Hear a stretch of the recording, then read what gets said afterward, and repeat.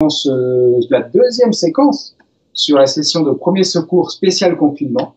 Et aujourd'hui, on parlera du coup du PLS. PLS, d'accord. Ça veut dire quoi, PLS? Position latérale de sécurité. Bravo, voilà, tout à fait. Position latérale de sécurité. Et à qui on va faire des PLS? Du coup, je serai la victime. Et moi, je serai le sauveteur. Le sauveteur, voilà. D'accord? Voilà, donc on a pour le moment 6 personnes qui nous accompagnent sur le direct. Donc voilà, j'espère que nous aurons d'autres vues, j'en vois un peu plus. Nous avons aussi une assistante technique. Maya, va falloir que tu te montres, voilà, Maya. Alors Maya, bien approche-toi qu'on te voit. Voilà, donc voilà, fais un petit coucou Maya. Voilà, l'assistante technique, donc c'est toi qui feras les questions-réponses, voilà, n'est-ce pas? Les commentaires. Les commentaires, donc tout le monde peut poser des commentaires. N'hésitez pas à réagir justement à ce qu'on va dire, à ce qu'on va faire. Si vous avez des questions, exactement, on est là pour y répondre. Voilà, donc voilà, moi j'ai mes 2 assistantes, ça c'est super. Voilà, elles sont formées, elles sont depuis longtemps actives bénévoles à l'UESSM pour les premiers secours. Donc, alors, nous sommes à combien de participants? 10, bravo, nous sommes à 10 participants. Voilà, on espère que vous allez tous venir nombreux. Donc, voilà, surtout poser des commentaires. On essaiera d'y répondre au fur et à mesure. Et on va commencer à démarrer notre séquence aujourd'hui. Exact. N'oubliez pas que cette vidéo, vous pouvez la revoir en rediffusion sur la page Facebook. Vous n'avez même pas besoin de vous connecter pour la revoir en direct. Donc, il vous suffira d'aller sur la page Facebook sans vos identifiants et vous pouvez quand même la revoir depuis chez vous, depuis la maison. Alors, on va se présenter, n'est-ce pas, pour commencer. Alors, Kéra, je te laisse te présenter. Moi, je m'appelle Kéra Guevara. Voilà. Je suis lycéenne encore. En terminale littéraire. Voilà, en terminale littéraire. Et je crois que toi et ta sœur, vous venez d'avoir 18 ans. Eh oui, juste vendredi dernier, ils ont eu 18 ans, hein. Donc bravo à toutes les deux. Voilà, donc spéciale fête anniversaire confinement, hein. Voilà. Donc moi, je m'appelle Francisco Guevara, je suis formateur en premier secours et en gestes d'urgence. Je suis formateur aussi en simulation en santé. Je travaille à l'école d'infirmière de Montreuil, de la Croix-Saint-Simon. Donc voilà, et je suis en particulier aujourd'hui en tant que bénévole à l'UESSM. L'UESSM, c'est quoi? Ça veut dire quoi, Kéra? C'est l'Union des organisations de secours et de soins médicaux. Voilà, c'est une organisation humanitaire qui intervient dans plusieurs pays, mais en particulier en Syrie. Et actuellement, on est très impliqué et très inquiet par la situation qui se passe dans le nord de la Syrie, dans la région d'Idlib, qui est un endroit qui est très confiné, où il y a 3 à 4 millions de personnes qui sont confinées, qui n'ont pas de possibilité d'avoir beaucoup de soins médicaux et d'aide humanitaire. Donc on est très inquiet parce que vous savez qu'en période actuellement de l'épidémie de Covid, eh bien, il n'y a pas encore des cas de Covid dans les différents camps de réfugiés. Il y a des camps qui font presque 1 million de personnes. Donc c'est énorme, dans des conditions sanitaires assez désastreuses. Ils sont très nombreux dans des grandes tentes, ils sont très nombreux il y a beaucoup de tentes dans des endroits très confinés. Et évidemment, il n'y a pas assez de médecins, il n'y a pas assez d'hôpitaux, il n'y a pas assez de respirateurs et encore moins de matériel de protection. Voilà. Donc voilà. Donc là, c'était pour vous présenter l'activité qu'on fait. Donc l'UESSM, on est aujourd'hui impliqué à la fois sur ce qui se passe en Syrie, mais aussi, évidemment, on est sur tous les fronts. On est sur le front de la lutte contre le Covid en Syrie, on est sur la lutte contre le Covid en France, par nos médecins, par nos soignants qui interviennent dans les hôpitaux français. Et nous aussi, puisqu'on est là pour intervenir, pour être sur le front depuis chez vous, pour vous encourager, pour vous soutenir et pour vous former. J'espère que vous allez bien être formés aujourd'hui, tout comme la semaine dernière. Vous savez que vous pouvez revoir la séquence de la semaine dernière sur la page Facebook. Et donc aujourd'hui, on va démarrer sur quelle séquence, Kéra? Sur l'inconscient qui respire, d'accord? L'inconscient qui respire. Comparé à la semaine dernière, c'était l'inconscient qui respirait.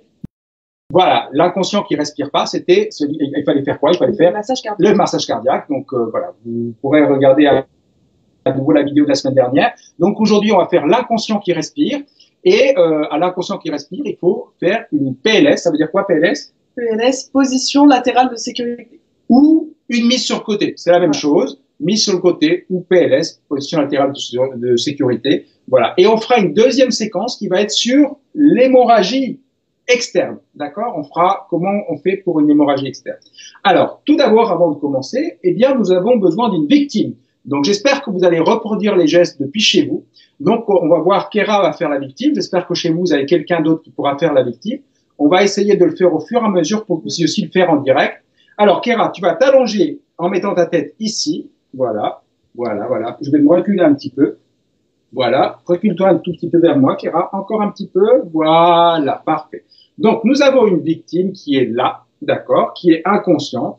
Voilà, elle a les yeux fermés, les bras allongés le long du corps.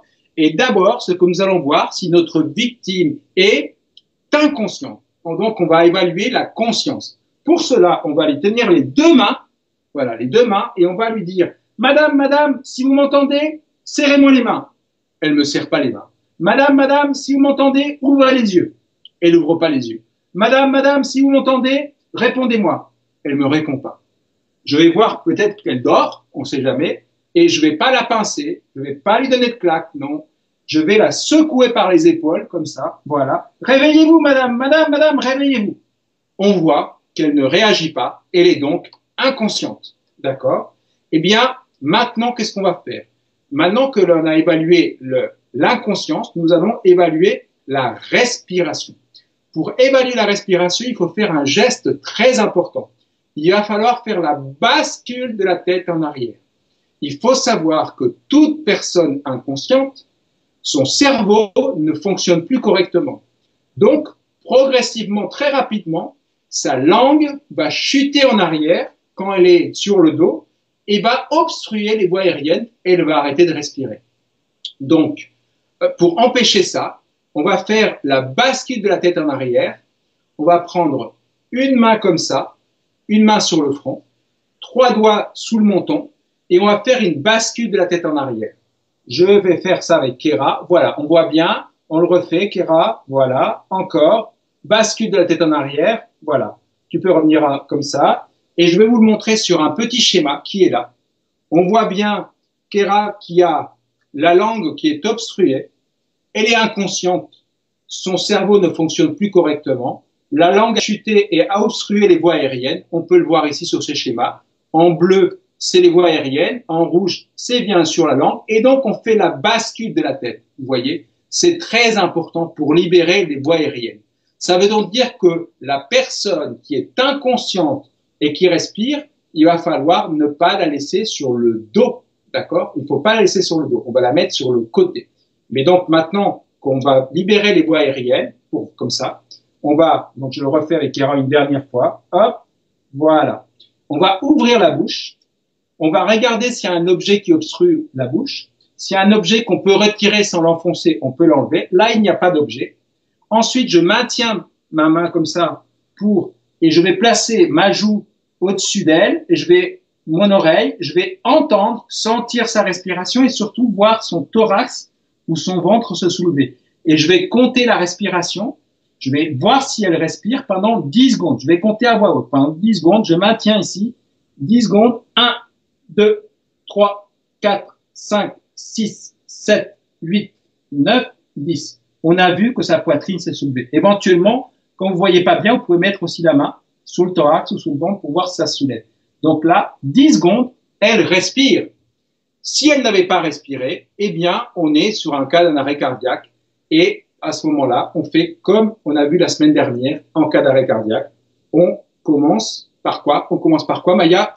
Est-ce qu'on fait l'alerte ou le massage? Eh bien, oui, évidemment, on n'attaque pas le massage. On fait d'abord l'alerte.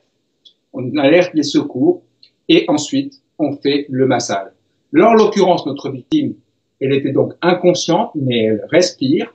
Il va falloir, alors, l'idée, vraiment, il faut que vous reteniez, il ne faut jamais, jamais laisser une victime inconsciente qui respire sur le dos. Jamais, jamais, puisque vous avez vu, les voies aériennes vont s'obstruer par la langue. Et donc, on va devoir la mettre sur le côté, par exemple, tout simplement, mise sur le côté comme ça, voilà, d'accord, et je la maintiens. D'accord? Vous pouvez faire ça tout simplement.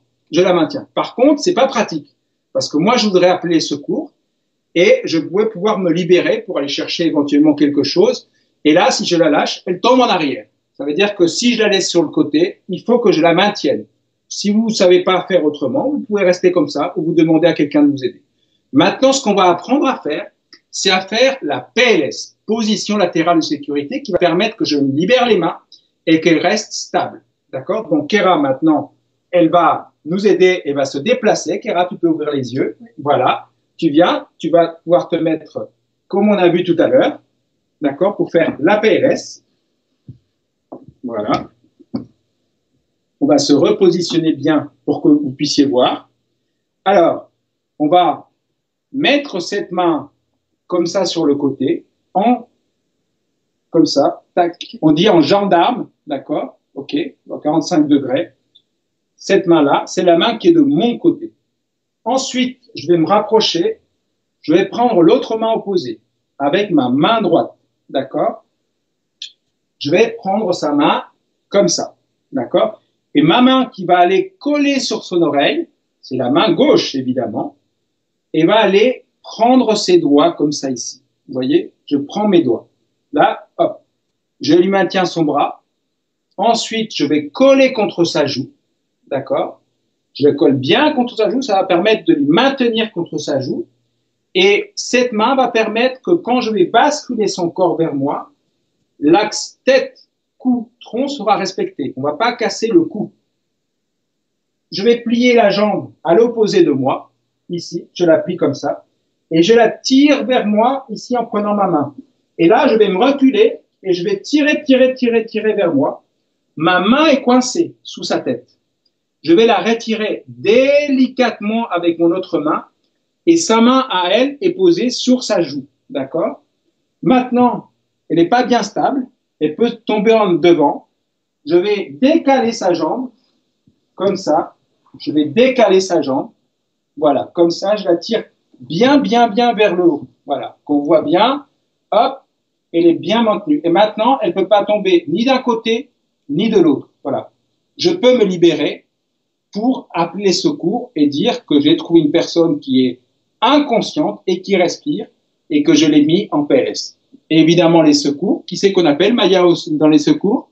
Le 15. Le 15, c'est-à-dire le SAMU. Le SAMU. Ou le 18. 18, les pompiers. Ou le numéro européen. Le 112. Le 112, voilà. Donc, on a vu comment on met la PLS.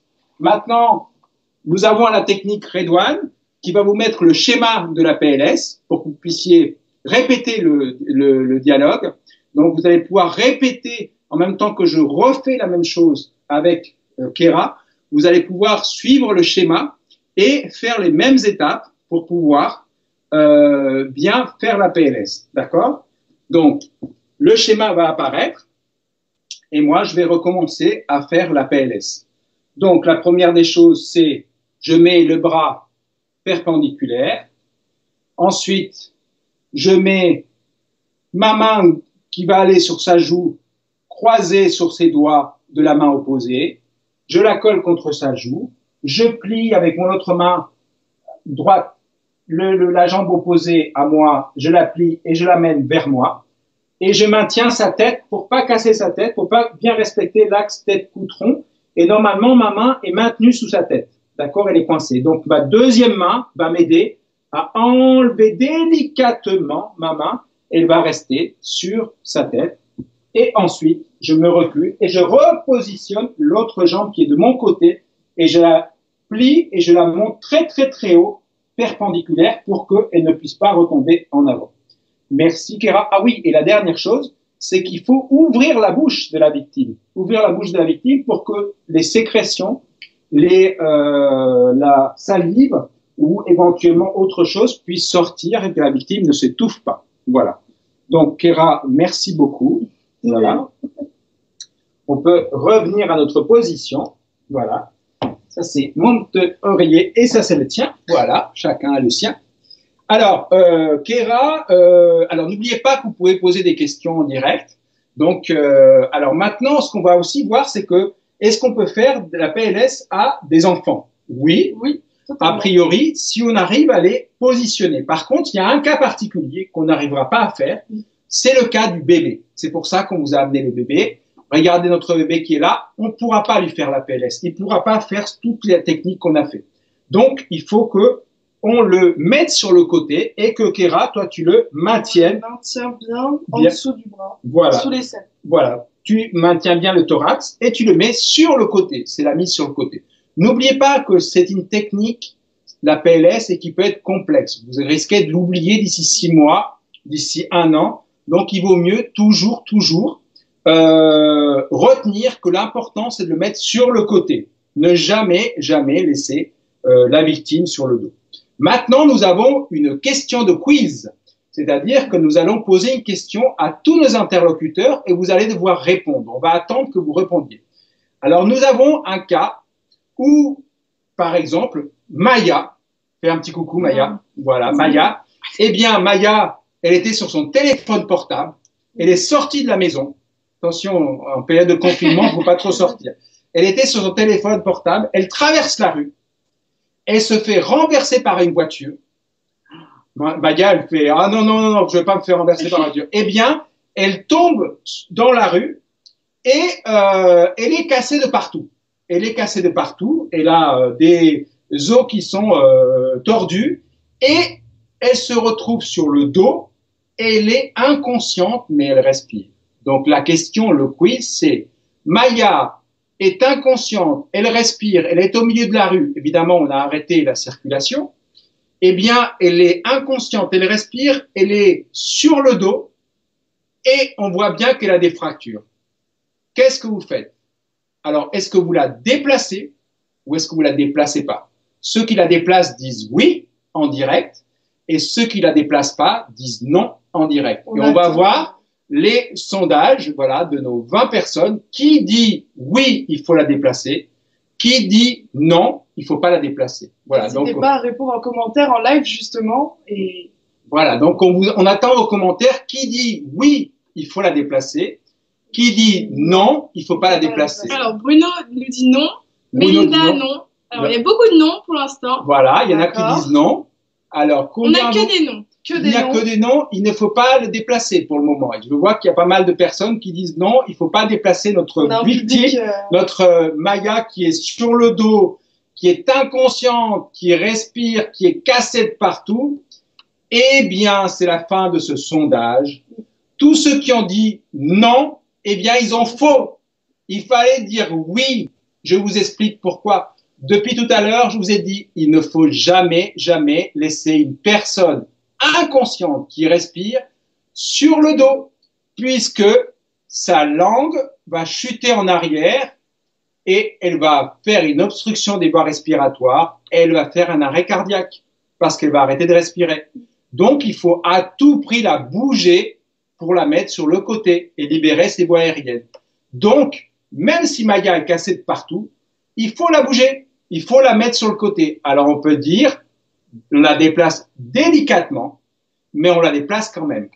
Puisque la fracture n'est pas une urgence vitale, mais une personne inconsciente qui respire, si on la laisse sur le dos, elle va être en arrêt cardio-respiratoire et va arrêter de respirer. Donc ça, c'est une urgence vitale. Donc on peut la déplacer délicatement et on la met sur le côté.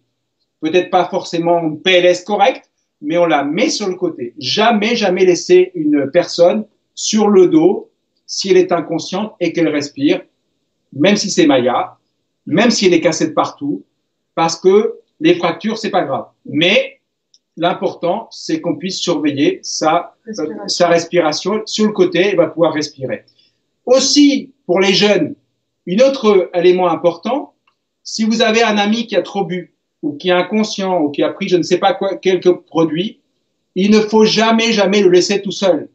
Si vous voyez qu'il a trop bu, etc., et qu'il est soit en train de dormir, soit inconscient, par habitude, placez-le sur le côté et surtout, ne le laissez pas tout seul. Vous devez continuer à le surveiller. Comme notre victime Kéra, on doit continuer à le surveiller.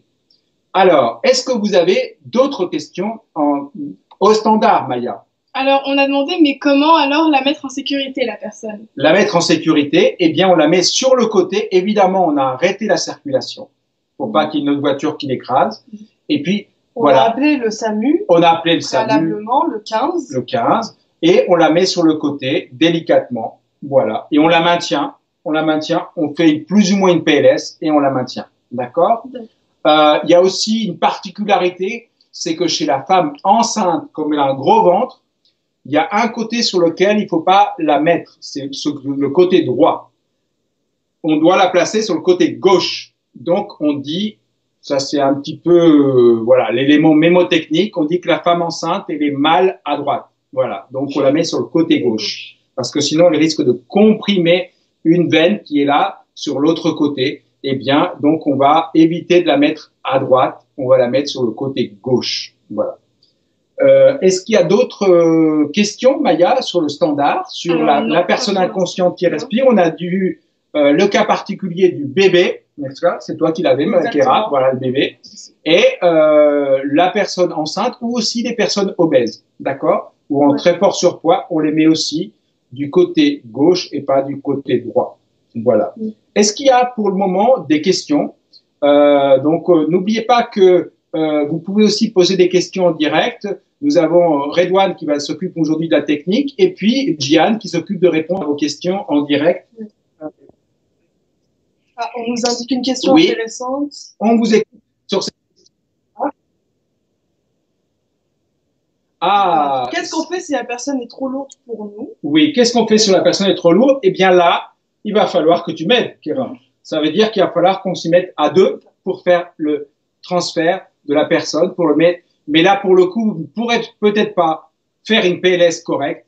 Il va falloir la maintenir, voilà, à deux. À deux. Demandez de l'aide. Ouais. Demandez de l'aide. En tout cas, vous allez faire plus ou moins une PLS. Mais en tout cas, n'oublions pas, il ne faut jamais la laisser sur le dos. D'accord? Ça, c'est le plus important. Et ne pas la laisser toute seule.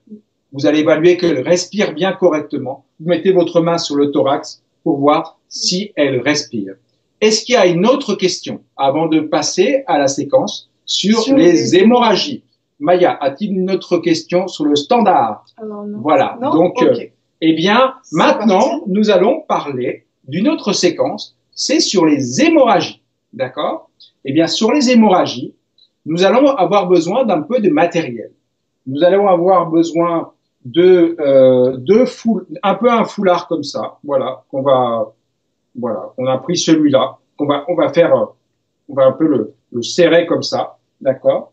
On va avoir besoin, par exemple, d'un deuxième foulard. Bon, là, il faut que ce soit plutôt quelque chose qui soit pas élastique. Voilà, celui-là, il est un petit peu élastique, résistant. Mais bon, résistant. On a besoin de 2 torchons, d'accord? Et éventuellement, il faut savoir qu'en cas d'hémorragie, il va falloir se protéger les mains. Donc, soit on utilise par exemple des sacs plastiques, c'est des sacs plastiques de congélation, soit un sac poubelle, soit on peut aussi utiliser des gants. D'accord? Voilà, on peut utiliser des gants.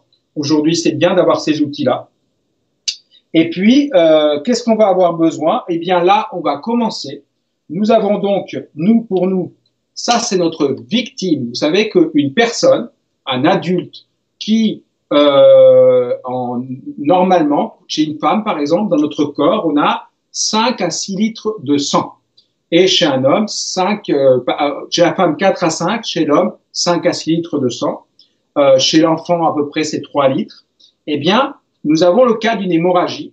Et vous allez voir, ça, c'est notre patient qui a du sang. D'accord? Donc, nous allons maintenant procéder à des effets spéciaux de cinéma, évidemment. Nous avons donc une victime qui saigne. On va donc prendre du rouge à lèvres, évidemment. Voilà. À reproduire à la maison. À reproduire à la maison. Donc, tu t'es coupé avec un couvert en jouant avec un cutter. Tu as voulu faire du bricolage. Attention à la maison en ce moment. Tous ceux qui font du bricolage avec INSI, tout ça.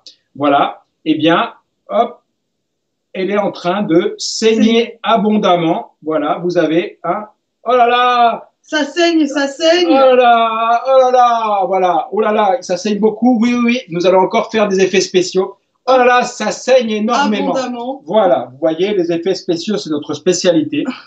Et donc maintenant, on va faire la technique des 3 A. Ça s'appelle j'appuie, j'alerte et j'allonge.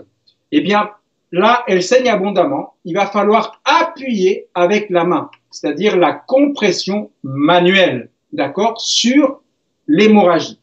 Pour cela, je vais utiliser d'abord de me protéger. D'accord, c'est important pour pas risquer d'attraper des infections. moi-même. Je vais me protéger les mains. Voilà. Protection. Là, je peux appuyer avec ma main. Ma main comprime sur l'emplacement de l'hémorragie. D'accord? Là, je vais comprimer en espérant que l'hémorragie s'arrête un peu. Alors, les effets spéciaux, on les met ici. Là, l'hémorragie continue, mais j'ai besoin de libérer ma main. Je vais prendre un torchon. D'accord? Je vais le poser dessus. Je comprime par-dessus. Et je vais utiliser ceci, plutôt celui-là, plutôt. Tac, tac, tac. Hop. Je l'enroule un petit peu. Et je vais faire 1 ou 2 tours autour de mon torchon. Bien serré. Et je vais faire un nœud, comme tu dis, Kéra, bien serré. Voilà. Premier nœud. Éventuellement, et je serre bien, et un deuxième nœud. Voilà. Vous faites comme moi chez vous à la maison. Un deuxième nœud. Voilà. Si ça saigne encore, je peux encore comprimer avec ma main. D'accord? Je comprime avec ma main et ça continue à saigner. Je peux faire un deuxième pansement compressif. N'oubliez pas que le principe, c'est pansement compressif ou compression manuelle en cas d'hémorragie. D'accord? Je fais un deuxième pansement compressif. Voilà. Je fais le tour. Tac, tac, tac. Évidemment, on a pris ce qu'on avait sous la main. Nous sommes en période de confinement. On fait ce qu'il y a à la maison. J'ai fait 2 tours. Et là, je vais hop, serrer une première fois. Et une deuxième fois. Et une deuxième fois. Si ça continue à saigner, je comprime. D'accord? Compression manuelle. Et maintenant, l'idée, c'est que notre victime, si elle a une hémorragie, elle va se sentir pas bien. C'est ça. Kéra, tu te sens très mal. Je me sens pas très, très bien. Voilà. Alors là, on va devoir t'allonger. Tu vas t'allonger avec les pieds ici, Kéra, et la tête là-bas. Voilà. Très bien. Et on va l'accompagner. D'accord, Kéra? Tiens, reste assise. Voilà. On va accompagner notre victime délicatement. On va l'accompagner, on l'allonge. D'accord? Et éventuellement, on va pouvoir surélever les jambes. Je vais vous expliquer pourquoi. D'accord? Tu peux reposer les jambes. Nous avons notre victime qui est là. Et ça, c'est son corps. Nous avons un petit verre de plastique. Voilà. Nous avons les effets spéciaux qu'on veut. Voilà, avec pas de publicité. Et elle se vide notre victime de son sang. N'oublions pas que nous avons que quelques litres de sang. On voit déjà qu'elle a perdu beaucoup de sang. Ça, c'est la tête. Donc, elle perd du sang. Donc, ça ne va plus au cerveau. Si on couche la victime comme on l'a couchée, eh bien, on lui rapporte du sang au cerveau. Et si on lève les jambes, comme là, par exemple, eh bien, on va lui ramener encore plus de sang au cerveau. Voilà. Et on peut aussi soulever la main, voilà, là où il y a l'hémorragie. D'accord? Évidemment, dès que j'ai fait les 3 A, c'est j'appuie, j'allonge, et là, en dernier, je vais appeler. Qui c'est que j'appelle, Kéra? Les secours. Le secours. En priorité, le SAMU, le 15. Le 15, en disant que c'est une hémorragie. On a vu qu'il y avait beaucoup de sang qui est sorti, donc on voit bien que c'est une hémorragie. Donc, on n'est pas sur un petit saignement. C'est une hémorragie importante. Elle est en train de se vider de son sang. Donc, c'est une urgence. Donc là, il faut vraiment appeler le 15. Il ne faut pas hésiter en ce moment. S'il y a des problèmes graves de santé, en dehors du Covid, il ne faut pas hésiter à appeler le 15 si c'est grave. De toute façon, on vous le dira au téléphone. Et n'oubliez pas, voilà, vous voyez les signes cliniques.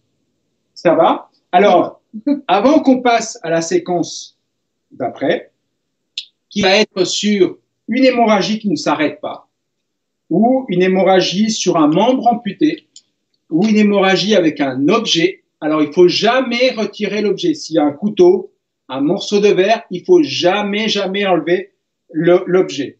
On va vous montrer, pour finir cette séquence sur l'hémorragie, le cas mais avant de vous montrer le garrot, on va demander à Redouane s'il y a des questions particulière sur les mots. Voilà. On peut on va en même temps vous montrer les schémas sur l'hémorragie que vous allez pouvoir voir apparaître sur l'écran. D'accord? Donc, vous avez les différents schémas qui vous montrent la prise en charge de l'hémorragie. Voilà, nous avons toujours notre hémorragie. N'oubliez pas qu'on fait, s'il y a une hémorragie, une compression manuelle pour commencer.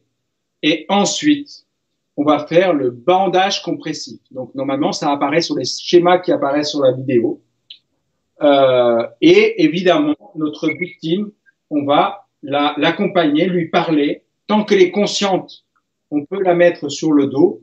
Mais si elle devient inconsciente, qu'est-ce qu'on fait, Kéra? Si elle devient inconsciente, on l'allonge et on la met en PLS si elle est inconsciente. S'il y a une hémorragie, qu'elle tombe dans les pommes, qu'elle s'évanouit, eh bien, on la met en PLS. Ou non. La technique qu'on a faite, c'était pas un garrot. C'est ça qu'il faut bien retenir. Voilà, c'est une technique ça s'appelle le pansement compressif. La technique, c'était juste de mettre un pansement, celui-là, le torchon, et faire 2 fois le tour. On serre bien, mais c'était pas un garrot. On va vous montrer la technique du garrot. La technique du garrot fait que il n'y a aucune circulation de sang.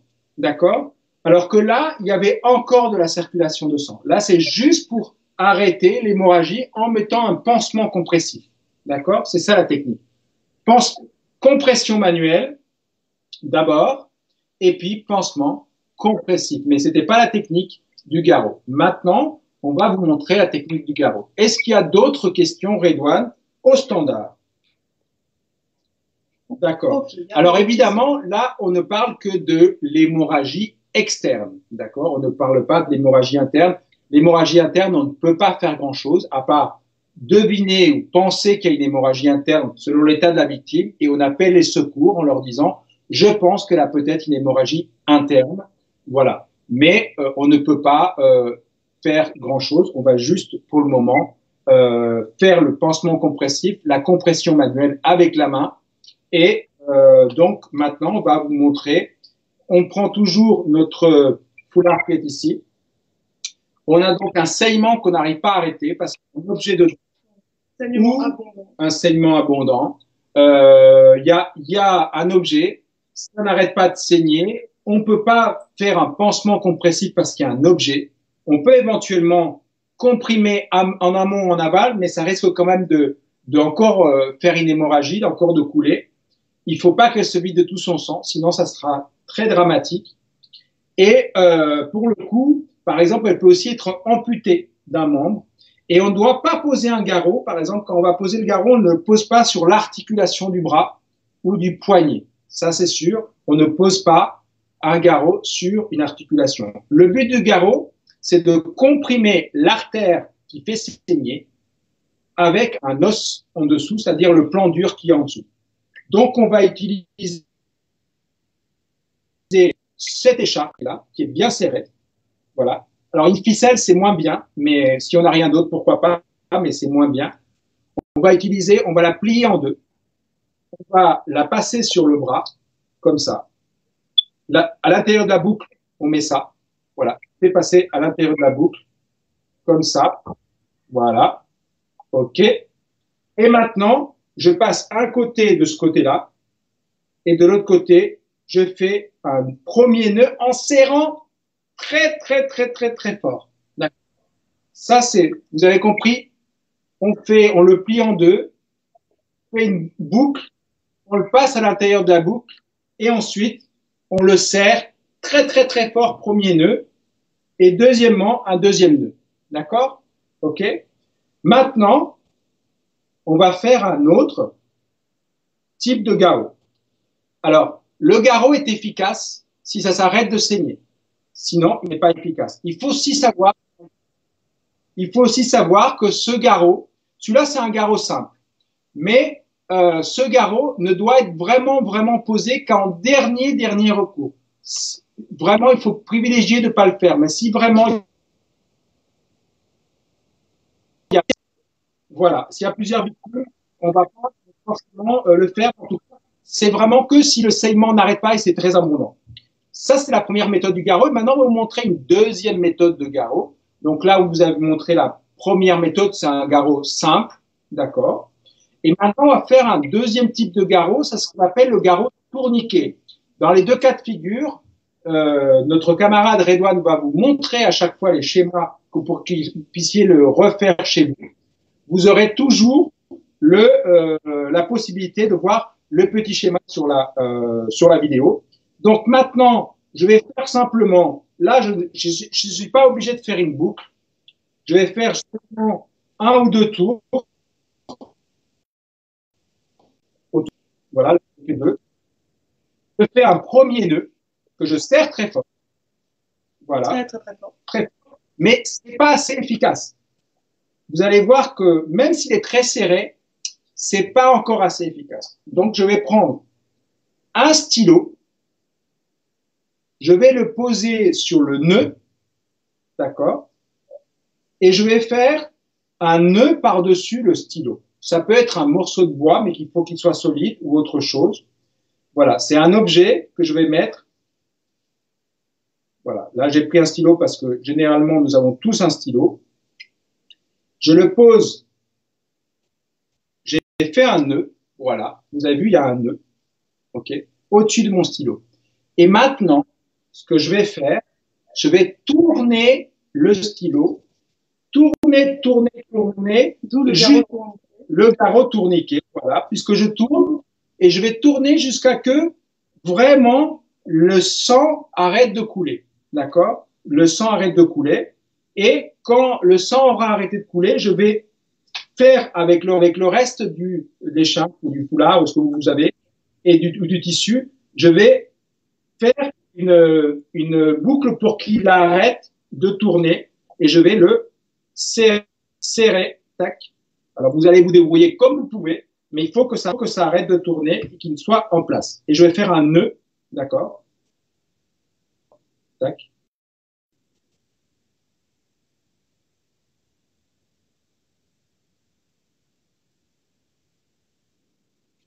Alors, celui-ci n'est pas plus en place. D'accord? Voilà. A priori, il ne bouge pas. Ça va, Kéra? C'est assez serré? Ça va. C'est pas trop mal? Serré. Ah, c'est un peu trop serré. Si vous faites avec la maison, à la maison. Mais voilà, on voit bien le très serré, forcément. Il est merci, Kéra. Et par contre, moi, j'ai pris un feutre, un stylo bille, et on va marquer sur le membre l'horaire auquel on l'a fait. C'est-à-dire, il est 18h40 et on a mis à 18h40 le garrot. D'accord? Donc, voilà. Et maintenant, évidemment, on allonge la victime, on lui protège la tête et évidemment, on appelle quel numéro, Kéra? Le 15 en priorité. Le 15. Ou le 112. Ou le 112, le numéro européen. Ou le 18, les pompiers. Bien, Kéra. Hop là. C'est le garrot qui me... Ah, le garrot, oui, Kéra, elle a raison, le garrot est efficace. Il est... Voilà, nous allons le défaire, nous allons la délivrer. Voilà. Alors, nous allons demander au standard à Redouane s'il y a d'autres questions. Et d'autres questions, n'oubliez pas que le garrot ne se pose qu'en dernier recours. En attendant qu'on puisse voir les questions qui nous sont posées, auxquelles on peut essayer de répondre, là, évidemment, on est sur les hémorragies externes. Évidemment, c'est très grave, une hémorragie, un saignement très abondant. N'oubliez pas qu'il y avait beaucoup de sang. Il faut vraiment arrêter l'hémorragie et appeler rapidement les secours et protéger et surtout allonger notre victime. On a dit les 3 A. J'appuie, j'allonge et j'alerte. Les 3 A. J'appuie, j'allonge, j'alerte. D'accord? Alors, cette vidéo, évidemment, vous a été présentée par les bénévoles de l'UESSM.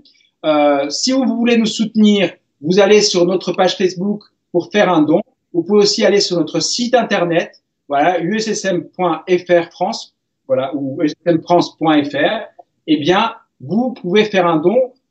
Actuellement, nous avons une campagne pour pouvoir équiper les camps de réfugiés dans le nord de la Syrie de matériel de protection, désinfection, solutions hydroalcooliques, des blouses pour les personnels, évidemment des masques pour tout le monde, même des respirateurs. Voilà, on veut soutenir nos camarades soignants en Syrie. Donc, vous pouvez faire des dons sur notre site. Est-ce qu'il y a d'autres questions, Redouane, sur Au Standard?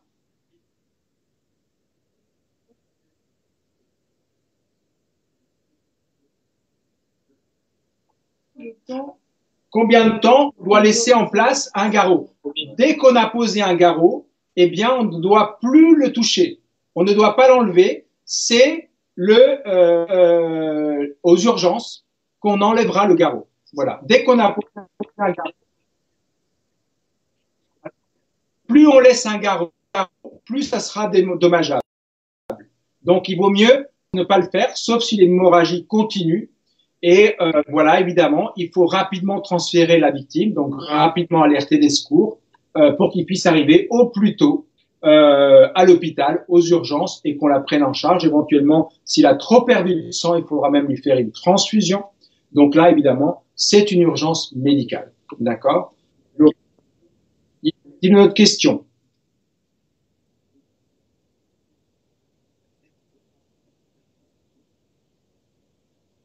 Ouais. Le garrot, c'est que si le saignement, le pansement compressif, le double pansement compressif ne s'arrête pas de saigner, eh bien, on fait un garrot, ou s'il y a un objet dedans, ou s'il y a une amputation, voilà, ou s'il y a plusieurs victimes. Vraiment, dernier recours. Une autre question?